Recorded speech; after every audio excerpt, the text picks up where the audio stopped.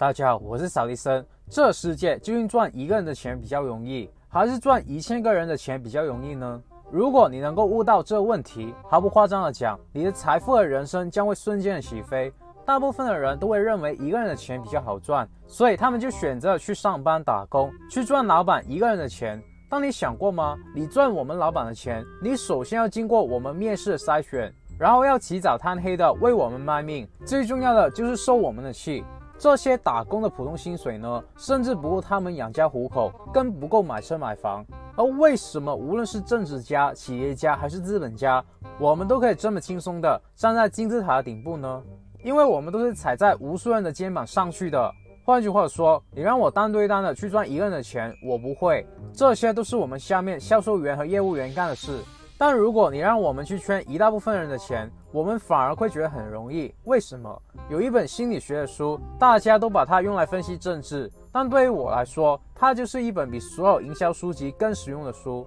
因为它直接非常具体的告诉了我们让一群人交钱给我们的秘密。这本书就叫做乌合之众。很多人都会谴责这本书的作者，说他是精英主义，说他讲的都是人面的阴暗面，看不起下层的人，包括很多全世界的精英，嘴巴上也跟着骂这本书。但你会发现，这些精英在谴责的同时呢，自己不但已经默默的把这本书翻烂和读烂了，而且还完全利用了里面的方法去统治人类，让群众他们人是我们的，钱是我们的，灵魂也是我们的。你会发现，当时的美国总统罗斯福在这本书发表的时候，他也要请求去面见这本书的作者勒邦，这个法国人。所以好书都是非常有争议的。这世界98%的人都是穷人嘛，里面的观点肯定会颠覆他们的价值观。而我关注的是这本书能不能为我带来结果。我们要学的不是单挑可以战无不胜，而是万人敌啊，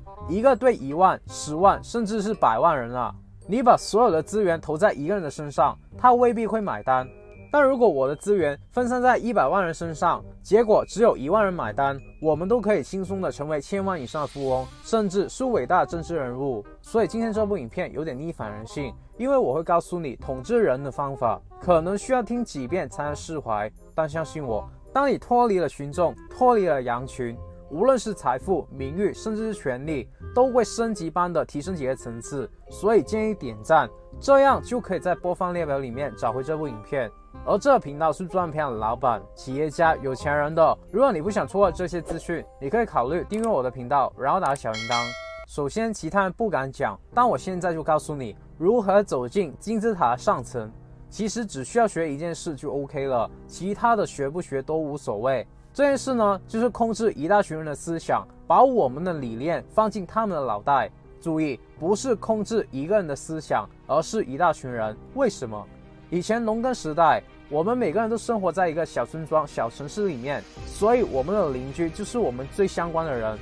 我们接收到所有的信息呢，都只能是道听途说的。比如说在茶馆里面，在集市里面，或者是某些亲戚的拜访，从他们的口中才知道，哦，原来隔壁的皇帝死了，对面打仗了。但这些信息呢，可能已经延迟了10年了。也就是说，大部分人类以前就是井底之蛙，就好像生活在一个孤岛一样。而当工业革命之后呢，我们出现了电话、报纸、电台，然后还有蒸汽机、火车等等的交通工具，让千里万里的信息呢，瞬间的出现在我们的面前，直接改变了我们生活的基因啊！这代表什么？代表了所有的人都变成了一个新的物种，叫做无产阶级。人类开始离开祖祖辈辈生存的村庄，来到城市里面，有不同的背景、肤色还有语言，但有一个共同点，就是他们没有土地，只能通过工作来获得收入。他们被聚集在一起，成为了羊群，也就是乌合之众。而这些乌合之众呢，他们会同时去看一份报纸，在晚上7点半的时候，又同时打开电视或者是电台，去听一个组织所发布的新闻和评论。那么这时候呢，如果能够控制这些发布信息的平台，是不是说就可以控制这些人的思想和意识呢？而《乌合之众》这本书呢，就是直接公开如何发动这5个可以操控群体的技能。第一个技能呢，就好像眩晕一样，让羊群进入了集体无意识的状态。你要知道，当你是一个个体的时候，可能你都是理性的，你可能有自己的学术修养，有自己的家族传承，但你会发现，当你这个人变成乌合之众的时候呢，当你投入到几万人、几十万人的群体里面的时候呢，你的思想就会被互相统一了。换句话讲，你所有的想法都变得不再重要了，因为都会被整个羊群统一嘛。当你中了这个集体无意识的技能呢，就会出现非常恐怖也非常真实的状态，就是所有的理性在羊群里面都会变得毫无影响力，羊群只会受到无意识的情感影响。也就是说，就算你是一个非常理性的人，当你被仪式化的羊群感染了，你也会成为羊群里面的一份子，你以前的价值观和情感都会瞬间的被抹掉，然后瞬间被植入到羊群的价值观和情感。什么意思呢？很简单，今天一群人出去吃饭喝酒，然后每个人都抢着去付款买单，这时候呢，就算你本来的价值观是认为应该各付各的钱，但在这种情况下，你也会被感染，你也会跟着去抢着买单。而这集体无意识的技能呢，如果被我们有心人去利用的话，我们就可以达成我们想要的目的。比如说，今天我盖了一栋房子，想要卖出去，那么我就会让房产中介把一些最近有去看房的人全部聚集起来。这些人呢，全部都是有买房能力，但还没有买房意欲的潜在客户。那我们不会单对单的对他们进行销售嘛，而是告诉他们可以免费的来参加我们的楼盘的发布会，让每个独立的人结合起来，成为一个群体，让他们进入集体无意识的状态，先把他们眩晕，对吧？然后在发布会里面，我会植入我的思想、理念还有价值观给他们，而他们只能接受啊。当很多人都开始认同我的楼盘的时候，一些本身只是想着来听听的人呢，也会因为羊群气氛的带动而举手认同我的楼盘。你会发现，苹果公司的发布会、招商会、歌迷会，还有什么选举的造势会，是不是都是这样的？所以，让一个人从理性变成非理性的方法，就是让他加入一个群体嘛。那么卖个关子，为什么我们做生意一定要学会营销？为什么我们可以利用互联网比病毒更可怕的传播特性，不断为我们吸引源源不绝的潜在客户，最后自动的为我们带来被动收入呢？如果今天你不想要跟着身边的羊起早贪黑的上班替人赚钱，如果你想要从零开始去建立7位数美金不受时间和地域限制的事业，如果你想要成为跟我们一样操控了羊群的商人，你可以在影片描述上的第一条链接报名我的培训。现在我们最后开放500名免费，我会在里面详细的告诉你具体做什么，然后怎么做。那么第二个技能就叫做集体造神的运动。你会发现，当人进入到羊群的时候，他们不是以逻辑的思维去思考的，而是用形象的思维去思考的。而形象或者是想象的思考方式呢，就会让人产生情感，以至于很容易就会挑动他们去执行一些行动。记着，群体是最容易受到打动的。一群羊在一起的时候呢，他们不会去想事实本身是什么，而是被一些所谓的奇迹和传说召唤了他们的情绪。你会发现，任何一个国家最高的文明呢，就是信仰。他们都有各自的传说和奇迹，因为要统一一个国家的思想，你不能用理性的方式，对吧？每个人的智商都不同，学历也不同，接受的程度也会不同，你是很难以逻辑的方法把每一个人都说服的。但如果你告诉群体一个奇迹或者是传说，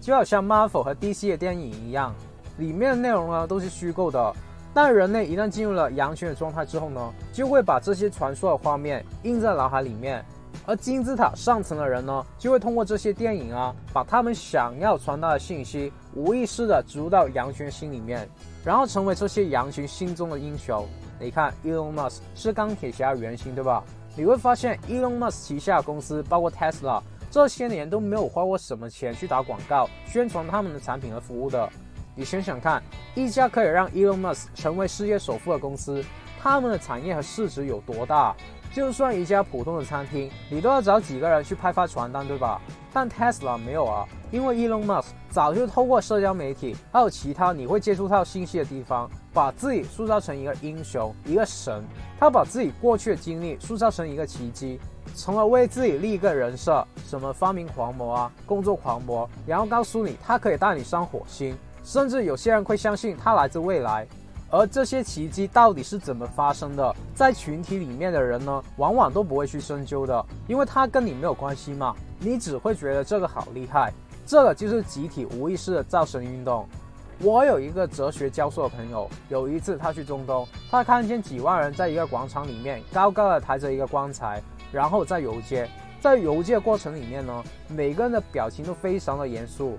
都在唱着一首歌。他说自己都不知道棺材里面的人是谁，但就在那一个瞬间，他被打动了。他竟然会觉得这是一个非常神圣的时刻，然后也跟着去游街了。这么理性的人，居然也会被情感所召唤，然后不自觉的去推举一个英雄。你可以去思考一下，这世界做的最久的企业是不是与宗教相关的？没有任何冒犯的意思啊。但几千年来，就算智商最高的那些人，赚钱最多的那些人呢，他们也愿意跪着去把他们所有的家当都奉献给一些宗教团体。而我们做生意就是要用这种模式，让我们的顾客追着我们去跑，而不是我们贴钱和时间去请客户吃饭，最后他们还不买单。而当今这个互联网的社会，真的就算你不花1分钱的广告费，我们也可以把自己塑造成一个英雄。那具体逆天改命的方法，想学的我也记录在免费培训里面了。那么第3个技能就是口号洗脑术，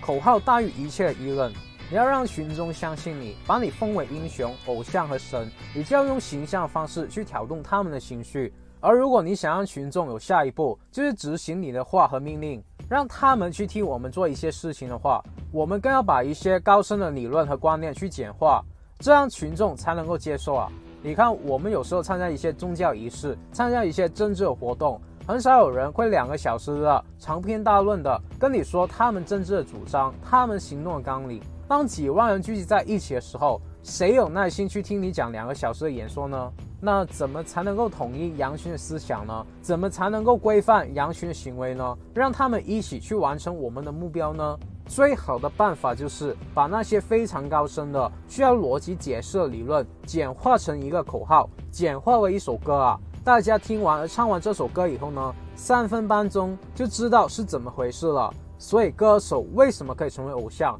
因为他们的歌易于传播啊，而且是非常洗脑啊。你在工作的时候不自觉的就会哼起他们的歌，一传十，十传百的。他们很被动的就获得了名声的曝光率。而我们看一些政治活动喊口号也是，一个口号喊5遍、喊20遍、喊200余遍的时候呢，你就会觉得它就是真理了。所以口号大于一切的理论。乌合之众这本书里面有一个观点说，当我们掌握了影响群体想象力的艺术，同时也就掌握了统治他们的方式。你看 Donald Trump 特朗普，他的口号就是让美国再次的辉煌起来，用简洁的口号重新为自己设置一个狂人的人设。这也证明了一个能够在生意场上操控人类的商人呢，也可以用同样的方法为他在选举里面获得胜利。所以一个概念，一个人设大于一切理论，特别是在群众的舆论传播之下，我们的目的呢可以更快速的达到效果。而第4个技能就是用极端去刺破人的心理防线。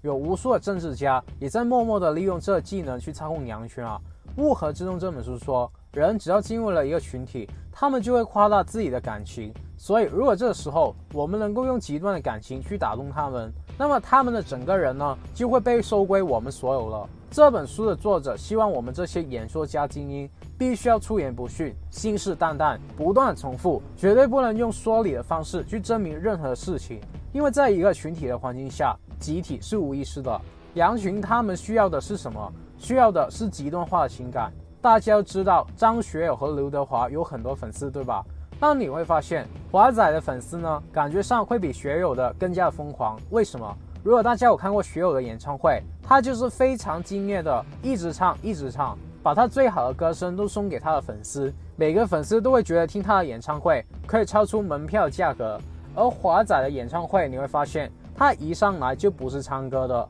而是直接把衣服脱了，秀出他强壮的身体线条，直接把粉丝的情绪推到极致，让本来不是他粉丝的人呢，都会成为他的粉丝。比唱歌呢，两位都有各自的歌迷，但比抓住粉丝的心呢，我想华仔更懂得用极端的情感去激发人群的荷尔蒙。而在一些政治舞台，我们不会希望台上那个人是一个彬彬有礼的教授，而是一个像 Donald Trump 这样出言不逊的演讲者。他通过言辞不断打击我们，不断攻击我们，但在整个打击和攻击的过程里面呢，却让群众去产生了快感，就是你会觉得被人骂这件事反而是很爽的。当你可以用这种极端的情绪去刺破人群的心理防线，这时候你要做的就是不断的通过口号的方式重复的去讲，这样群众就会彻底的被你征服，你说的所有的话都会是真理啊。二战的时候呢，有一句非常有名的话叫做谎言重复1000次就是真理了，就是这个意思。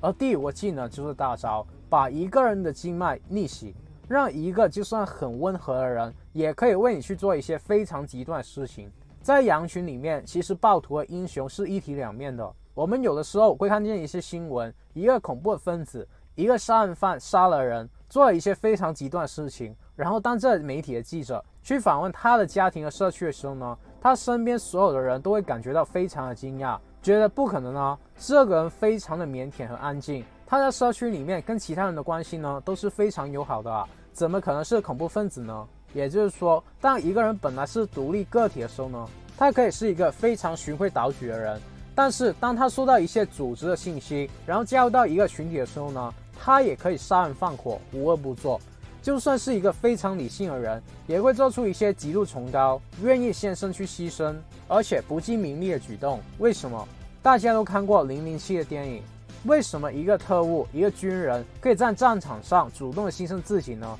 他没有子女爱人吗？我以前也想不明白，直到乌合之众告诉我，在群体的面前，如果用名誉光荣，甚至爱国主义作为号召的话，就可以让他们达到慷慨赴死的地步。人会被一个主义所控制，被理想所控制。那些恐怖分子也一样，当他们加入到恐怖的组织，那么他们就会被群体里面的气氛所感染，认为说他的人生就是为了实现这理想和目标的，用这理由去解释了他生存在这世界是要干嘛的。而这些人呢，就会为了实现这理想，他们可以牺牲所有的一切。而如果这理想需要他们去做一些很暴力的事情，那么就算他平日是一个非常温和的人，是一个乐于助人的好人，但是为了实现这个理想，他们也可以去杀人去放火。那么在杀人和放火的过程中呢，他们并不是想要得到什么个人的利益，也不是为了赚几块钱，不是的，他们要牺牲到自己的肉体去获得那个理想的实现。在这时候人就会被抽象掉了。那么我们并不是要学习一些邪恶的东西，而是我们可以利用这一点，透过使命、理想和价值观，让我们的员工在一个群体里面，把他们培养成可以为企业上心，可以牺牲掉他们的个人时间去工作的人，让他们觉得自己活在这世界价值，就是通过我们公司的产品和服务，去帮助这世界更多的人，从而让他们去为我们卖命。大家能听懂了吗？其实听到这里啊，大家已经知道，如果想要成为金字塔的上层，你必须是一个懂得演讲的人，这样你才可以发动群众去达成你的目标。可能是为你的产品付钱，追随你的品牌，又或者让你获得名气和权利。那怎么才能做到呢？其实你只需要拥有3种能力。第一是讲理论的能力，就是你能够自圆其说的去形成一个理论的体系。第二是鼓动人的能力，就是在面对几万、几十万人以上的情况下，通过感性简洁的方式把我们的理论体系渲染出去。我们要鼓励他们，就算他们来自不同的种族、家庭和背景，但是当他们听完我们讲话的时候呢，就会变成被我们统一思想和意识的人。而第三就是有行动的能力，就是当我们把群众鼓动起来以后，我们就要带领他们去达到我们想要达到的目标，可能是组建一家公司，可能是购买我们的产品。这时候我们要有执行和管理的能力。你会发现政治如此，商业也如此。像马云做电商的，他们都有自己的商业理论，同时也可以用最简洁的方式把这个理论告诉大众。比如马云说他的生意就是让天下没有难做的生意，很容易记得，对吧？又同时呢，在他们没钱的时候，他们可以带着一群人不收钱甚至倒贴钱的免费替他们干活。各位听起来可能会觉得自己不是这样的人，其实不然。在当今这互联网的时代，要做到以上3件事并没有你想象中那么困难。首先，当我们的资讯如此发达的情况下，只要我们想要知道的资讯，基本上没什么我们是无法搜索到的。如果搜索不到，就是我们不够努力去调查罢了。而我们理论体系的形成呢，其实也只是把这些搜索到的资讯总结起来，我们就可以成为一个领域的专家。比如说，今天我想要成为一个追女生的高手，那么网上有大量这种心理学、恋爱学知识，那么我们归纳和总结以后呢，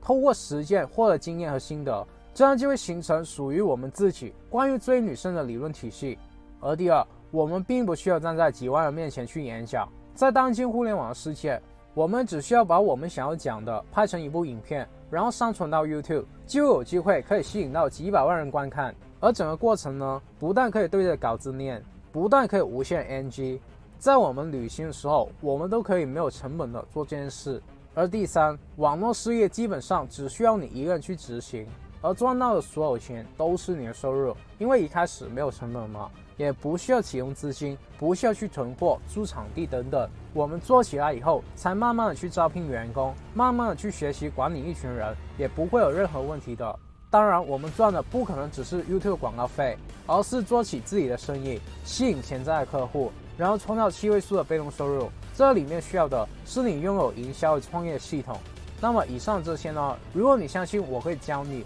你一定要在影片描述上的连接走进我们创业商学院。我会在里面从零开始，去把所有我1年40万订阅亲自实践过、验证过的数据和理论，总结为一个可以让你去复制的系统。我会直接告诉你有什么可以做，怎么做，包括怎么选题、怎么制作内容、怎么制作缩图等等，还有很多很重要的细节。最重要的是当中结合了我很多做生意的道理数，就算你不懂互联网、不懂设计，也没有接触过创业，你都可以去学懂啊。如果你有兴趣，现在加入。现在除了前期的优惠以外，我还会送赠财富自由品书会永久会籍。我会在里面不定期的更新财富自由的课程，包括销售、地黄术等等。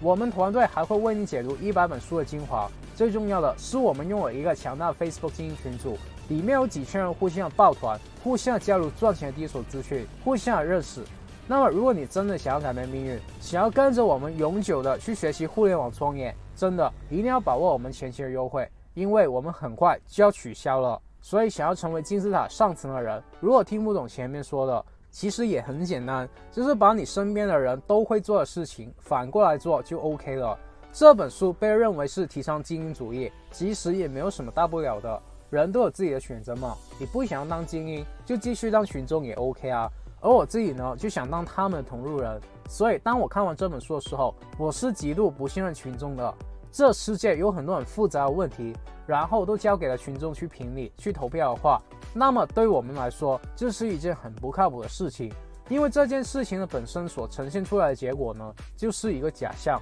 因为这本书也说了，一旦人类进入了群体之后，我们的理性就会被绑架，这时候人群认同的某一个观点，可能就是被一些人所操控的。而我们创业者、投资人，如果受到群众和舆论的影响，我们就会出现亏损。所以，我们既然要成为少数的精英，既然我们选择要与众不同，那么我们注定这条路要自己走，我们注定是孤独的。因为这样，我们才可以保持独立的批判性思考，摆脱羊群的绑架，反过来去操控羊群嘛。好了，有什么问题可以给我留言，只要你们能在我今天说的内容里面找到1-2句话是有用的，能够帮助自己的人生过得好一些，我就心满意足了。那么接下来的每周四8点30分，我都会继续分享关于成为富人、企业家、投资家、达到财富自由的免费信息。如果你不想要错过，我还是呼吁你订阅我的频道，然后拿小铃铛，然后无私的把影片分享出去。我真心的祝福为这部影片点赞兄弟姐妹们早日达到财富自由。好了，我们下个礼拜不见不散，拜。